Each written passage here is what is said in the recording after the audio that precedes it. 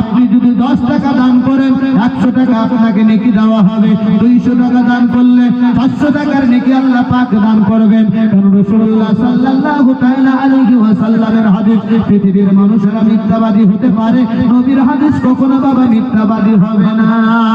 আয় মুসলমান আব্বাজি আমার, সবাইকে লক্ষ্য করে আমি আর কোন দিকে বর্ণনা করব, চলুন হযরতে ফাতেমা জোহরা রাদিয়াল্লাহু তাআলা আনহার শেষ টাইমের দিকে আমরা এগিয়ে যাই।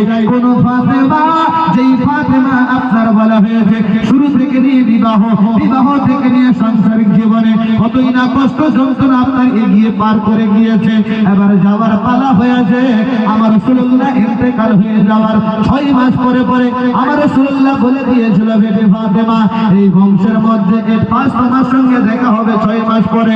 আমার রাসূলুল্লাহ অদৃশ্য সম্পদ দাতা, এই মানুষেরা বলে জানে না, তাদেরকে বলবো আমার নবী যেই কথা বললো সেই কথা ফাতেমার সঙ্গে মিল খেলো কি খেলো না, একবার চিন্তা করে দেখো। পৃথিবীর মানুষেরা আকীদাকে একটু দুরুস্ত করতে হবে।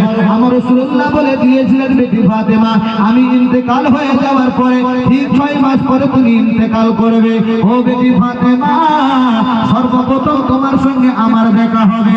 ও রুদ্রখণ্ডের মুসলমানেরা, সোনামানি কলিজার টুকরারা, দিলটা একটু থামলে একটু শোনো।